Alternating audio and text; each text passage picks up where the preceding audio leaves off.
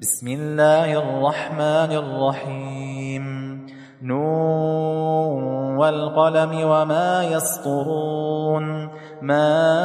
أنت بنعمة ربك بمجنون وإن لك لأجرا غير ممنون وإنك لعلى خلق عظيم فستبصر ويبصرون بأيكم المفتون إن ربك هو أعلم بمن ضل عن سبيله وهو أعلم بالمهتدين فلا تطع المكذبين ودوا لو تدهن فيدهنون ولا تطع كل حلاف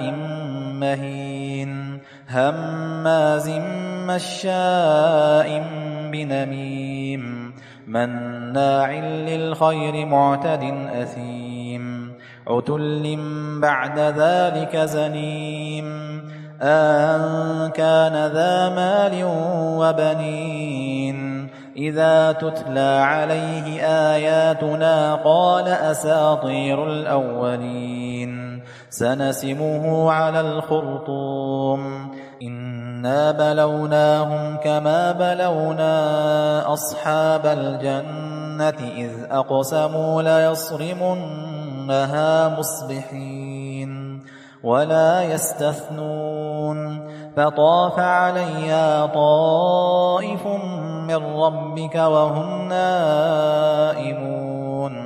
فأصبحت كالصريم فتنادوا مصبحين أن اغدوا على حرثكم إن كنتم صارمين فانطلقوا وهم يتخافتون ألا يدخلنها اليوم عليكم مسكين وغدوا على حرد قادرين فلما رأوها قالوا إنا لضالون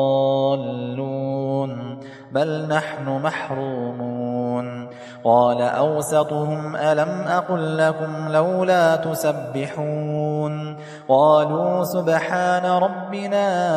إنا كنا ظالمين فأقبل بعضهم على بعض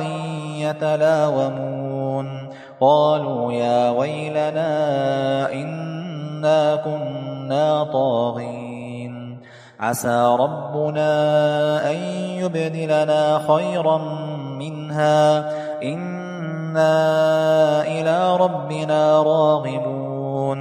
كذلك العذاب ولعذاب الآخرة أكبر لو كانوا يعلمون إن للمتقين عند ربهم جنات النعيم أفنجعل المسلمين كالمجرمين ما لكم كيف تحكمون أم لكم كتاب فيه تدرسون إن لكم فيه لما تخيرون أم لكم أيمان علينا بالغة إلى يوم القيامة إن لكم لما تحكمون سلهم أيهم بذلك زعيم أم لهم شركاء فليأتوا بشركائهم إن كانوا صادقين يوم يكشف عن ساق ويدعون إلى السجود فلا يستطيعون خاشعة أبصارهم ترهقهم ذلة وقد كانوا يدعون إلى السجود وهم سالمون فذرني ومن يكذب بهذا الحديث سنستدرجهم من حيث لا يعلمون وأملي لهم إن كيدي متين أم تسألهم أجرا فهم من مغرم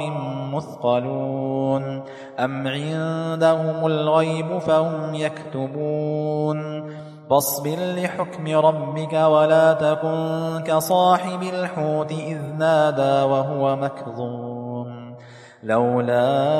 أن تداركه نعمة من ربه لنبذ بالعراء وهو مذموم فاجتباه ربه فجعله من الصالحين وإن يكاد الذين كفروا ليزلقونك بأبصارهم لما سمعوا الذكر ويقولون إنه لمجنون وما هو إلا ذكر للعالمين